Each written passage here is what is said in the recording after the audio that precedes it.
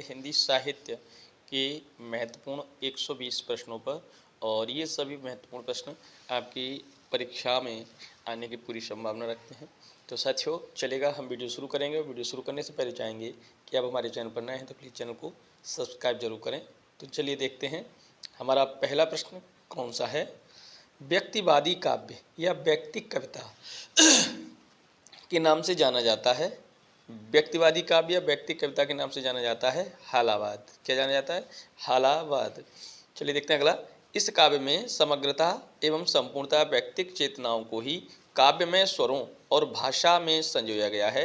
यह किस के बारे में कहा गया है या किस काव्य के बारे में कहा गया है? तो हालावादी काव्य के बारे में कहा गया है कि काव्य में समग्रता एवं संपूर्णतः व्यक्तिक चेतनाओं को ही काव्य में स्वरों और भाषा में संयोजा गया है। चलिए देखते हैं अगला है। नव्य स्वच्छंदतावाद के नाम से जाना जाता है। नव्य स्वच्छंदतावाद के नाम से क्या जाना जाता है? हालावाद। उन्मुक्त प्रेम काव्य या प्रेम मस्ती के काव्य के नाम से जाना जाता है हालावादी काव्य। कौन सा? हालावादी काव्य। आपके उन्मुक्त प्रेम काव्य, प्रेम व मस्ती के काव्य, नव्य स्वच्छंदतावाद, हालावाद, है ना। इसमें अपनी ही मस्ती, अल्हड़ता एवं अक्खड़ता है। किसमें? हालावादी काव्य में।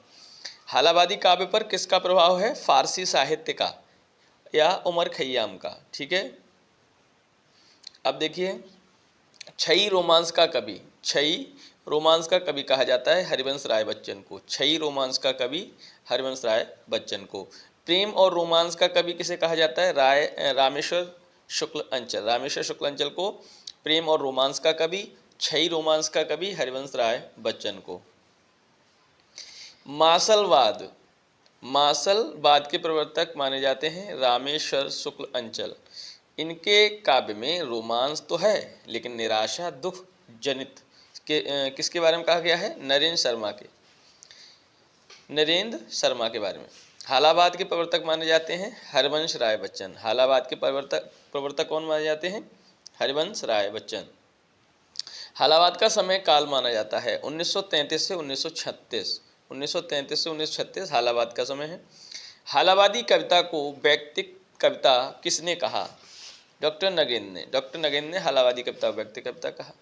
व्यक्तिक कविता छायावाद की अनुजा और प्रगतिवाद की अग्रजा है। व्यक्ति कविता छायावाद की अनुजा और प्रगतिवाद की अग्रजा है। किसने कहा? तो डॉक्टर नगेंद्र ने। डॉक्टर नगेंद्र ने ऐसा कहा है। अगला प्रश्न है, हालावादी काव्य को मस्ती, उमंग और उल्लास की कविता किसने कहा? हजारी प्रसाद द्विवेदी। मस्ती, उमंग और उल्लास की कविता हजारी प्रसाद द्विवेदी। हालावादी कविता का प्रबल भाव क्या है? व्यक्तिकता। क्या है? व्यक्तिकता। अगला हमारा प्रश्न है, निराशावादी कवि कहा जाता है। निराशावादी कवि कहा जाता है हालावादियों को। किसको? हालावादियों को। व्यक्तिवादी कविता का प्रमुख स्वर निराशा का है, अवसाद का है, थकान का है, टूटन का है, चाहे किसी भी परिप्रेक्ष्य में हो। किसका कथन है? बताइए। तो डॉक्टर रामदरस मिश्र का कथन है। व्यक्तिवादी गीति कविता की सभी प्रवृत्तियों, प्रेम, निराशा, वेदना, सामाजिक चेतना किसके काव्य में लक्षित होती है? व्यक्तिवादी गीत कविता की सभी प्रवृत्तियां, प्रेम, निराशा, वेदना, सामाजिक चेतना किसके काव्य में लक्षित होती है? आरसी प्रसाद सिंह। आरसी प्रसाद सिंह। अगला प्रश्न है, अशरीरी प्रेम के स्थान पर शरीरी प्रेम को इन्होंने तरजीह दी है। अशरीरी प्रेम के स्थान पर शरीरी प्रेम को इन्होंने तरजीह दी है। किन्होंने तरजीह दी बताइए? तो हालावादी कवियों ने।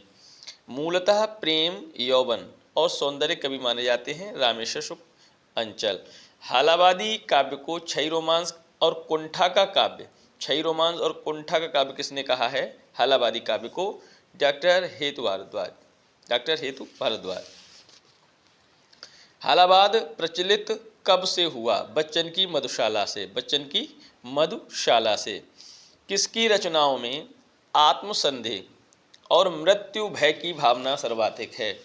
किसकी रचनाओं में आत्मसंदेह और मृत्यु भय की भावना का सर्वाधिक पाई जाती हैं? तो हरिवंश राय बच्चन। हरिवंश राय बच्चन की कविता में। बच्चन की रचना त्रय में शामिल हुई, मधुशाला, मधुबाला और मधुकलश। छायावाद का दूसरा उन्मेष कहलाता है उत्तर छायावाद। छायावाद का दूसरा उन्मेष। उत्तर छायावाद को छायावाद का दूसरा उन्मेष किसने कहा? हजारी प्रसाद द्विवेदी ने। उत्तर छायावाद में कितने प्रकार की काव्य धाराएं विकसित हुईं? उत्तर छायावाद में 2 प्रकार की, राष्ट्रीय और व्यक्तिक। उत्तर छायावाद को स्वच्छंद काव्यधारा किसने कहा? आचार्य रामचंद्र शुक्ल ने उत्तर छायावाद को स्वच्छंद काव्यधारा कहा। गणपति चंद्र गुप्त ने उत्तर छायावाद को कितनी काव्यधाराओं में बांटा? गणपति चंद्र गुप्त ने 3 में बांटा है, राष्ट्रीय चेतना प्रधान, व्यक्ति चेतना प्रधान और समष्टि चेतना प्रधान। अगला देखते हैं, हालावाद को प्रगति प्रयोग का पूर्वाभास किसने कहा है? हालावाद को प्रगति प्रयोग का पूर्वाभास किसने कहा है? डॉक्टर बच्चन सिंह ने। डॉक्टर बच्चन सिंह ने। हरिवंश राय बच्चन का जन्म कब हुआ? 1907 ईस्वी में। अब देखिएगा, हरिवंश राय बच्चन रचित प्रथम काव्य संग्रह है। हरिवंश राय बच्चन रचित प्रथम काव्य संग्रह मधुशाला, रचना 1933, प्रकाशन 1935। हरिवंश राय बच्चन का प्रथम प्रकाशित काव्य संग्रह तेरा हार।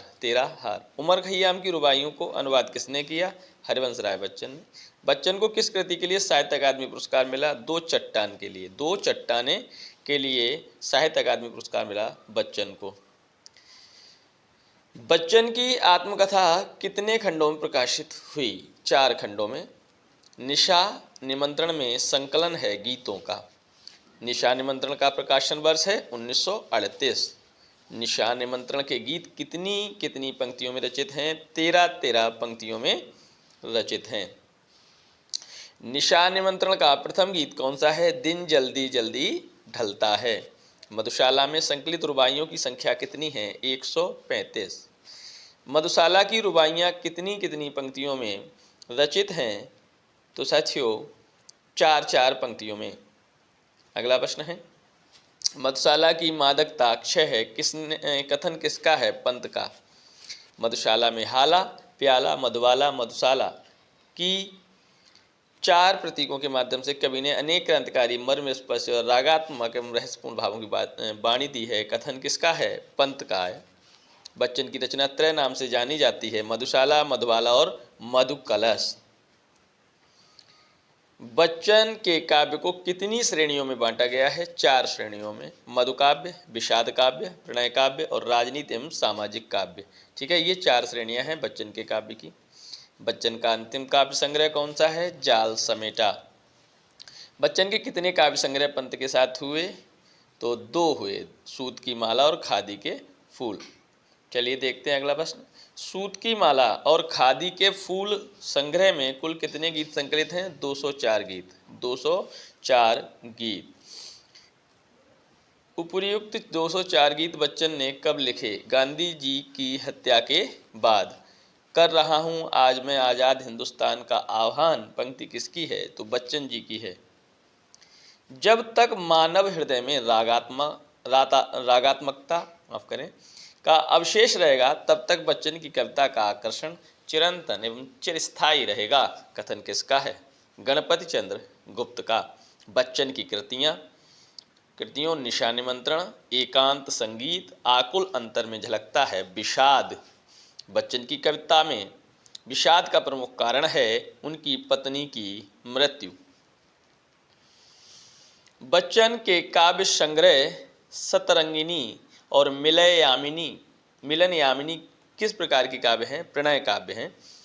अगला देखते हैं, बच्चन की रचनाओं सतरंगिनी और मिलन यामिनी में संकलित है बच्चन के उल्लास भरे गीत।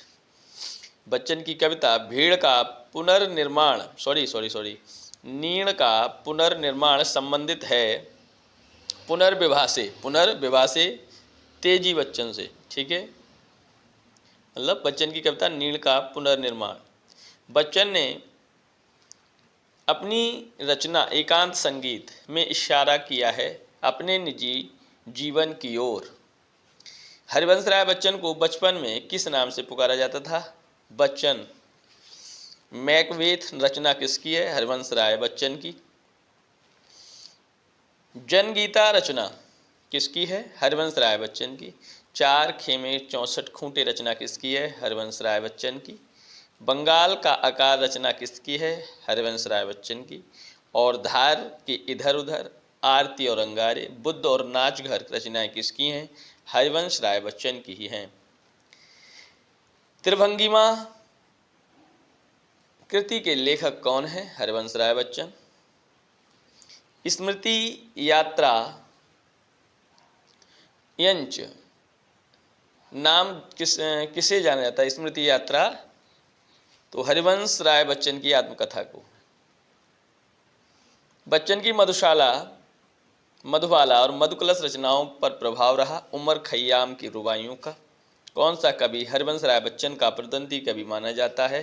रामधारी सिंह दिनकर। डॉक्टर नगेंद्र ने हालावादी कविता को क्या नाम दिया? व्यक्तिक प्रेम की कविता। प्रवासी की डायरी संस्मरण किसका है? हरिवंश राय बच्चन। प्रवासी के गीत किसकी प्रसिद्ध रचना है? नरेंद्र शर्मा। प्रवासी की डायरी बच्चन की है और प्रवासी के गीत नरेंद्र शर्मा। किस कवि ने अपने आप को छायावादी सूक्ष्मता से अलग रखा? हरिवंश राय बच्चन ने। हरिवंश राय बच्चन ने प्रथम बार जीवन और मानवीयता के प्रति अपने प्रौढ़ भावों की वाणी किस कृति में दी है? तो प्रणय पत्रिका में। आत्मपरिचय कविता किस संग्रह में संग्रहित है? निशा निमंत्रण में।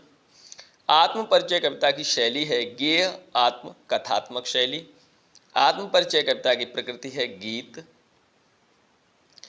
आत्मपरिचय कविता का संकलन निशा निमंत्रण में किस वर्ष किया गया? 1969 में। दिन जल्दी जल्दी ढलता है की प्रकृति है गीत। दिन जल्दी जल्दी ढलता है गीत संकलित है निशा निमंत्रण में। मिट्टी का तन, मस्ती का मन, क्षण भर जीवन मेरा परिचय पंक्तियाँ किसकी हैं? हरिवंश राय बच्चन की। बच्चन में दूसरों को रुला सकने की अपूर्व क्षमता है, कथन किसका है? मुक्ति बोध का।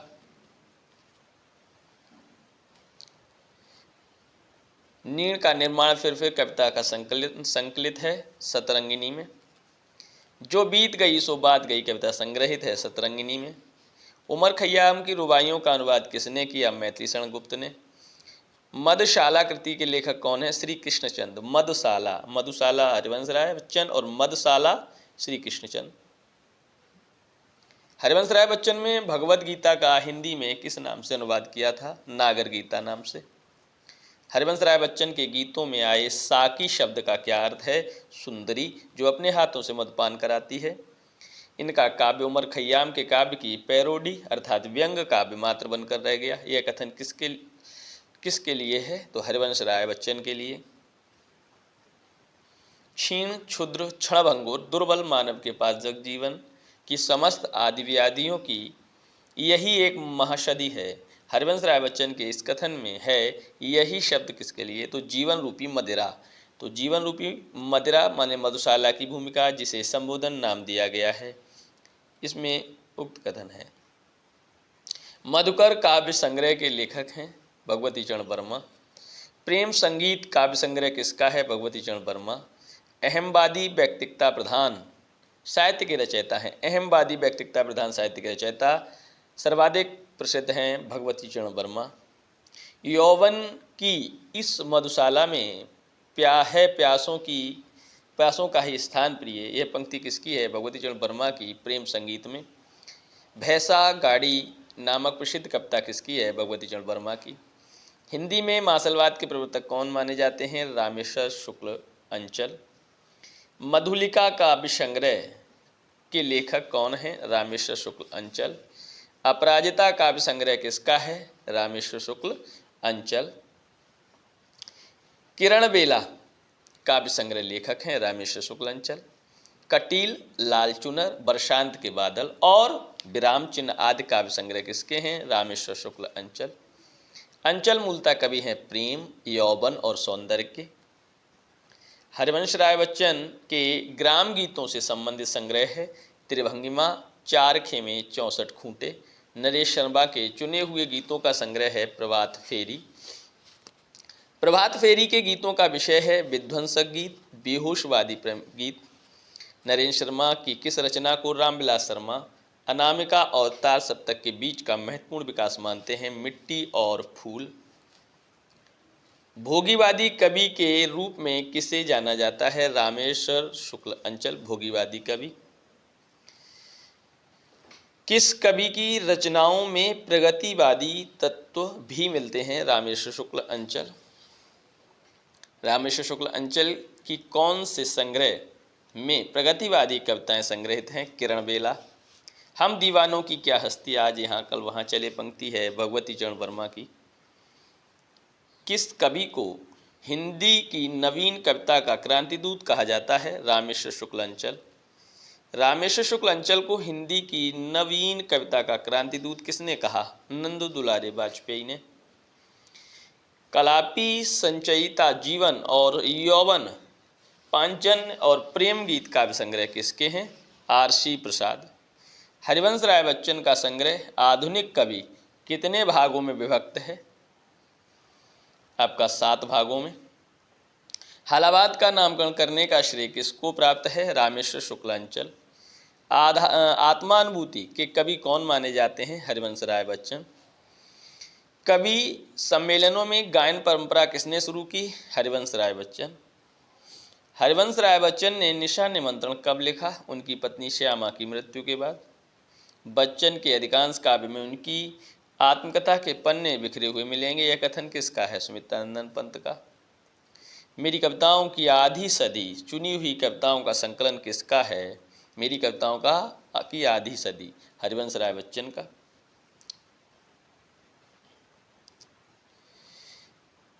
जो शब्दों का घर बनाते हैं वे और घरों से निर्वासित कर दिए जाते हैं, कथन किसका है? हरिवंश राय बच्चन का। बच्चन रचनावली में कितने खंड हैं? तो साथियों 9। तो साथियों ये हमारे महत्वपूर्ण 120 प्रश्न हुए और इससे प्रश्न जरूर बनेंगे। तो साथियों ये आप नोट भी कर सकते हैं और इसके अलावा आप PDF चाहते हैं तो आप हमारे टेलीग्राम चैनल से जुड़ जाइए, डिस्क्रिप्शन में लिंक है, वहाँ से आप जुड़कर आप वहाँ से प्राप्त कर सकते हैं। और साथियों इसके अलावा आप चैनल पर नए हैं तो प्लीज़ चैनल को सब्सक्राइब कर लें और वीडियो पसंद आई तो लाइक और शेयर भी करें। तो फिर मिलेंगे अगली वीडियो में, तब तक के लिए नमस्कार, धन्यवाद।